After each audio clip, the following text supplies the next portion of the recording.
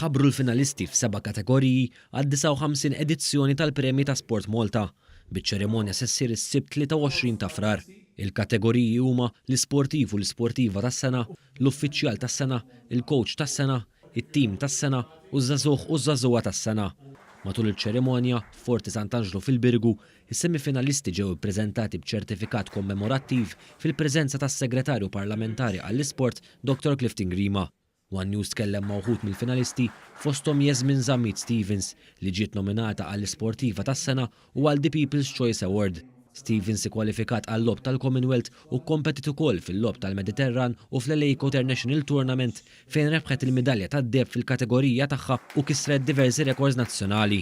Li nkunu nominati li niġu apprezzati b'dan il-mod u jisu jkollna di ċelebrazzjoni darba fis-sena għall-atleti hija importanti ħafna lina, nkunu looking forward ħafna liha. Din is-sena hija sena importanti ħafna għaliex għandna ħafna Olympic qualifying events għas-sena d-dieħla, so din is-sena ħatkun immirata mostly lejn il-qualifications. Carlizzo, il-coach tat-tim nazzjonali tal-water polo, ġie nominata għal coach tas-sena u ma' dan l-istazzjon tkellem dwar l-importanza ta' avveniment bħal dak tal-aħħar Sibt ta' Frar għal ġenerazzjoni żagħżugħa ta' atleti Maltin. Iż-żgħażagħ jarawha wkoll bħala challenge, tifhem li inti qiegħed mal-aqwa 5 ta' Malta pereżempju, tifhem ġifieri naħseb li hija inizjattiva professjonali ħafna. Is-Segretarju Parlamentari tenna li fil-waqt li dan l-avveniment jirrikonoxxi ħidmet l-atleti Maltin iservi wkoll ta' mira għall-atleti oħra sabiex ikomplu jiksbu riżultati għal pajjiżna. Dedikazzjoni, id-disciplina, it-teamwork, li wieħed ikun jaf jirbaħ, li wieħed jitgħallem anke kif jaċċetta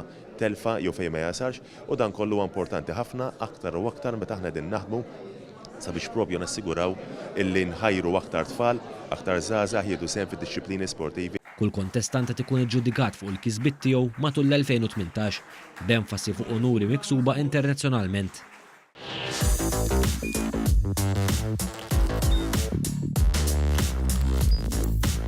Idħol fuq one.com.mt u hemmhekk tista' tara l-programmi kollha li jxandru fuq One permezz ta' One Play.